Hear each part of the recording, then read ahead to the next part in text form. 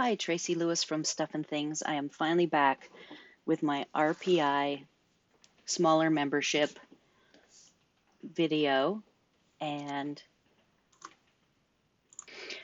smaller campground memberships. We only own one of the smallish $100-ish a year mark, and it is called Resort Parks International, aka RPI. I'm going to talk today about what do you get with that membership. We bought what's called preferred, so I'll have to discuss that specifically. How much does it cost, and how much have we used it, as well as has it been worth it?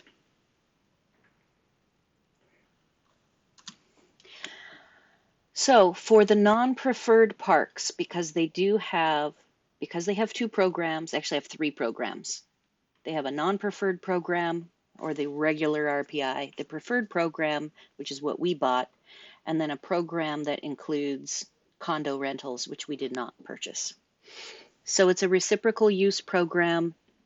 I'm not sure actually what that means because I pulled these off of a website, but I believe that means that you own a park membership in a sister affiliate membership, and you have the option of getting this membership. So in the regular RPI, there are 285 resorts, all private members only resorts. Camping is from $10 per night. You get to use it only 2 times per year per park, and you can stay up to 7 nights per visit, and you may travel from park to park. We have not used any of the resorts within this part of the program. The next set of bullets didn't give me an amount, but the amount that I have been told is 200 parks in the preferred program. During peak season, you can stay up to 14 nights. That is totally typical of some of the Thousand Trails parks as well. If they're a smaller park, there's a peak season and you get to stay up to 14 nights. But it allows you to do that twice, and that's it. It is $10 per night. You get to have unlimited stays up to 21 nights during the non-peak season. You can travel from one resort directly to the next, and similar to Thousand Trails, you must be out 7 nights from that one park before you can go back.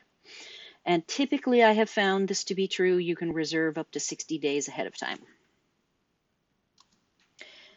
Then you get for free in both levels of membership this sub membership called Enjoy America.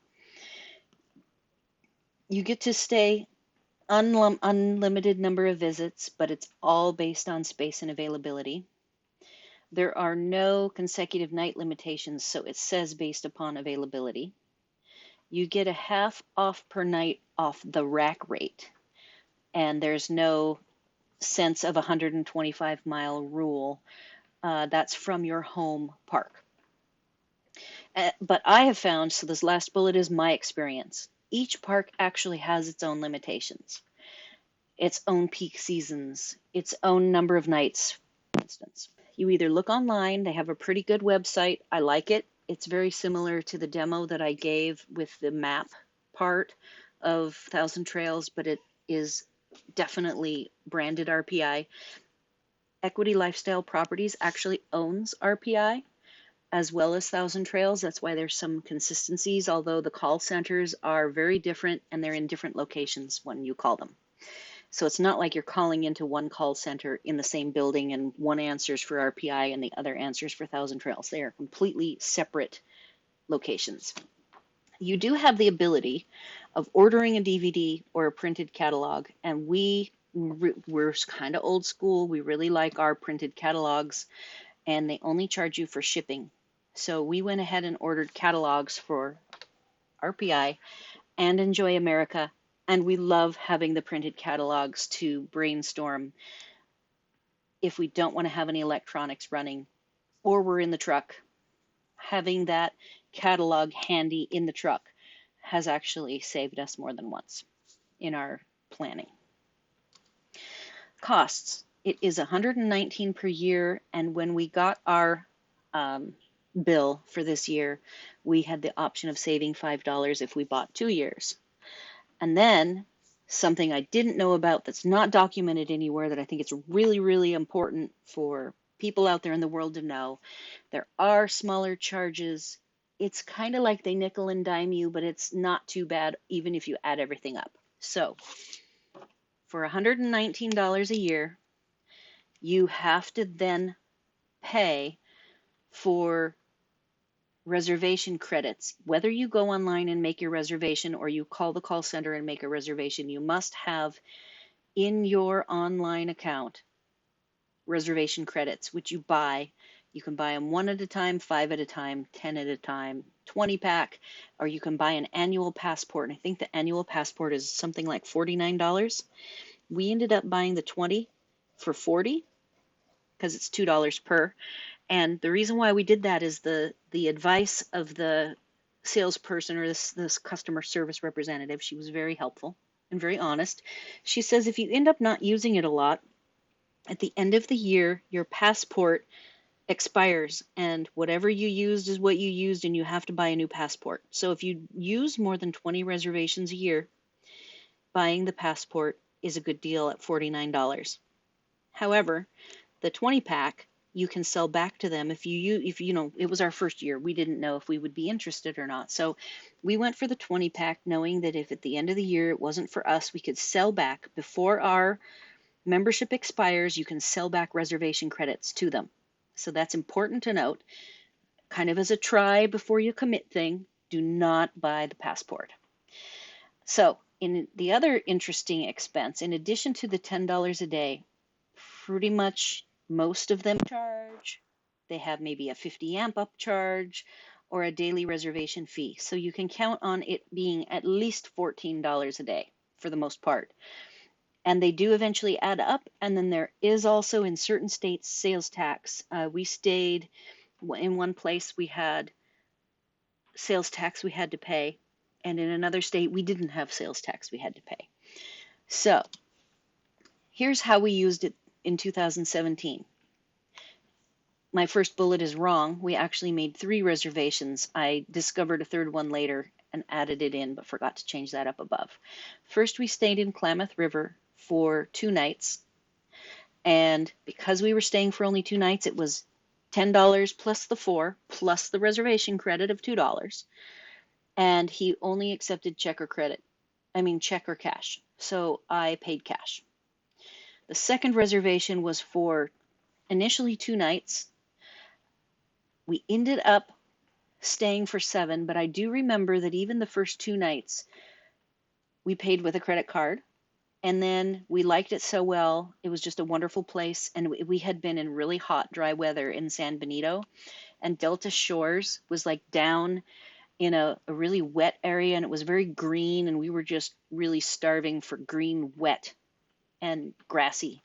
So we stayed there for a whole week and recovered from our very hot 110 plus degrees a day weather.